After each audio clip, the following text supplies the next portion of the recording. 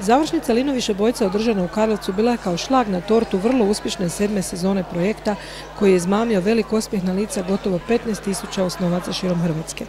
Grad na 4 rijeke i škola Grabrik, koja je za svoje domaćinstvo zaslužila najviše ocjene, ugostili su najbolje sudionike iz 24 škole te gotovo 400 navijača iz raznih mjesta koji su ih došli podržati. Svi oni uživali su u gostoprimstvu malih i velikih Karlovčana i iznimnom sportsko-zabavnom događanju. Sve je počelo polufinalnim borbama u petak u kojima su najspretniji i najsretniji ulovili ulaznice za veliko subotnje finale. U očima nekih koji tome nisu uspjeli pojavile su se suze, ali one su se osušile u prijateljskom zagrljajima na Lino partiju. Zvijezde zabave bile su cure i dečki iz školskog benda iz Buzeta Karla, Dina, Rok, Leo, Jure, Tibor, Loren i Stefan. Prašili su kao iskusni rokeri. A kad su im se pridružili voditelji Robi i ton majstor Kruna s pjesmama Parnog Valjka i Prljavog kazališta, u predvorju škole nastalo je ludilo. Plesali su višebojci, njihovi domaćini, nastavnice, pa čak i mame i tate. Energije je bilo više nego dovoljno jer je sve goste na Lino partiju Podravkin promotor kulinarstva Zlatko Sedlanić dočekao s više od 350 palačinki koje su mu vrijedne kuharice osnovne škole Grabrik pomogle namazati lino ladom. Subotnje finala održano je u sportskoj dvorani Mladost bila istinska pobjeda dječjeg veselja i sportskog duha. Višebojcima su se pridružile sportske veličine predvođene najtrofejnijim svjetskim trenerom Ratkom Rudićem, koji je otvorio natjecanje u ime ministra znanosti, obrazovanja i športa Željka Jovanovića. Zatim Dubravko Šimenc i rukometaš Zlatko Saračević, osvajači brojnih olimpijskih, svjetskih i europskih odličja, te mladi uspješni sportaši, karatistica Ana Marija Čelan koja je nedavno osvojila novo europsko zlato i nogometaši Dinama Ante Rukavina i Tin Jedvaj. Njihov izlazak na teren popratila je prava erupcija dječje radosti koja se nije ugasila sve do trenutka kad su na glavama pobjednika zalepršali šareni konfeti. Sara Blažan, učenica 8. razreda osnovne škole Đure Deželića iz Ivanić-grada i David Iličić, učenik 5. razreda iz osnovne škole Trstenik iz Splita, ponosno su primili pehare sportskih novosti, mobitele HT-a i poklone Podravke i počeli otvorenih očiju sanjati svoje sportske snove. Što ste prvo pomislili kada ste čuli vaše imena kad je Robi rekao David i Sara? Pa bili smo iznenađeni i bili smo sretni što možemo doći ovdje. Ne znam, nemam komentara, ja sam se naježila prvo, nisam to iskreno očekivala. Prošli su me trnci, ne znam, to mi je nešto što sam stvarno sanjala i mislim da se sav moj trud u rukometu i sve to sad s ovim pokazao.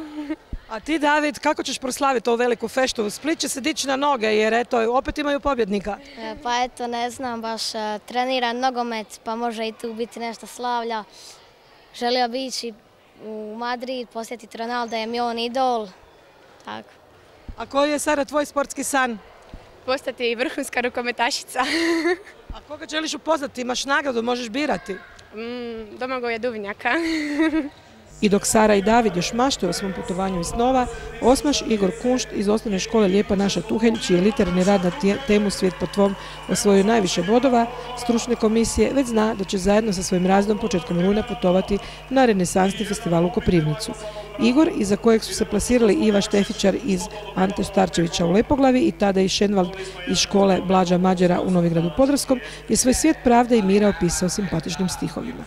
Posebnu nagradu, odnosno trofej Fair Play, dobio je Renato Milovac iz osnovne škole Grabrik, koji je na sportski način priznao poraz i čestitao protivniku pri petavanju.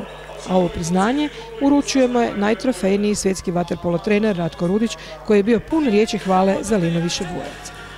Ove su akcije koje su zaista jako, jako vrijedne. To je jedna promocija koja ima i širi društveni značaj od samoga sporta i zaista treba čestitati svima koji su uključeni u ovakvu akciju, da su tako nešto organizirali i da to iz godine u godinu ide sve bolje. Koliko pozitivno Lino Višebojac djeluje na djecu potvrdila je dodjela priznanja za nekoliko kategorija u kojima se natječu škole. Osnovna škola Grabrik proglašena je za najboljeg domaćina.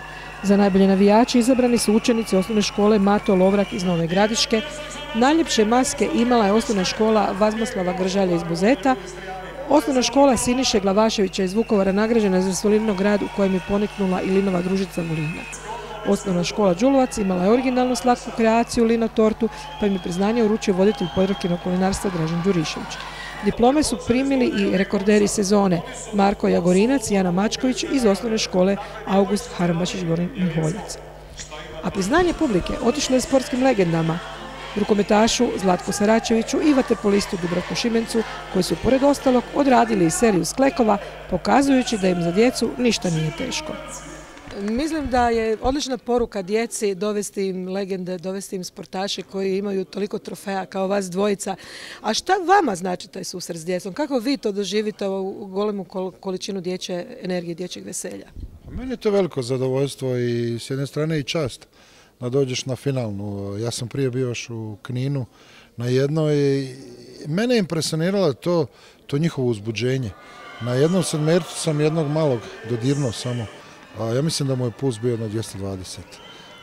Koliko je to za njih stvar, šta njima to znači učestvovati, a kamoli pobijediti. Tako da, zadovoljstvo je tu biti, družiti se s njima, provesti jedno prije podne, stvarno genijalna stvar.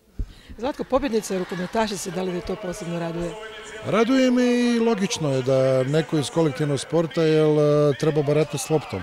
A osim toga zna se da za rukomet moraju i trčati i biti agilni, spretni, tako da imaju prednost u odnosu na ove ostale. To je normalno. Pa evo, 7. godina.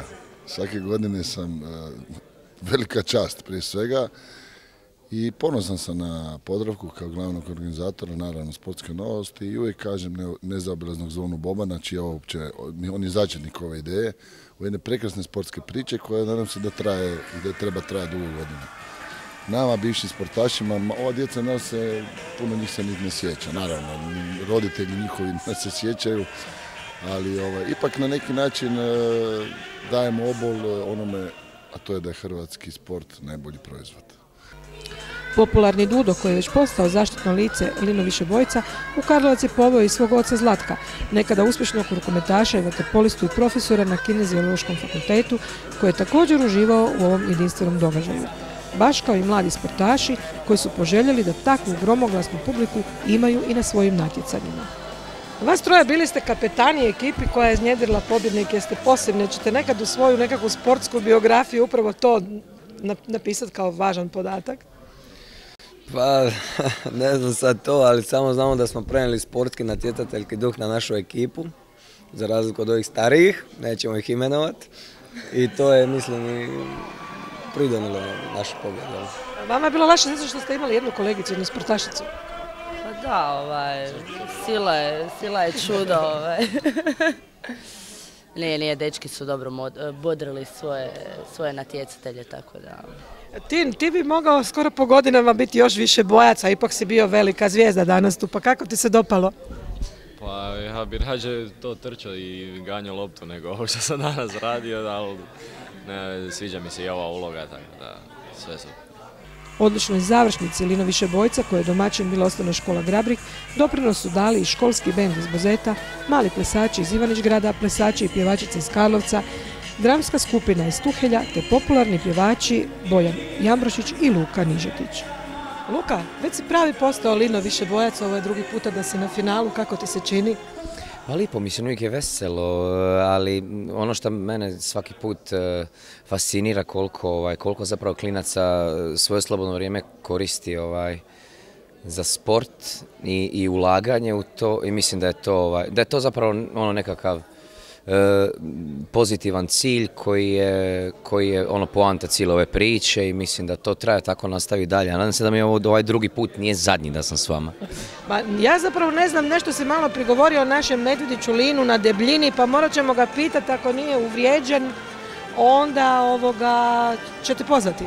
Pa kad puno papa čokolina, ali dobro, zdravi čokolina. Mislim, ja ga sa svojih skoro 30 godina isto volim.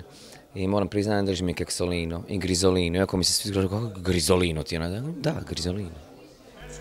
I na kraju treba reći, prelijepo je da bi završilo. I zato doviđenja na nekim novim Lino Višebojcima.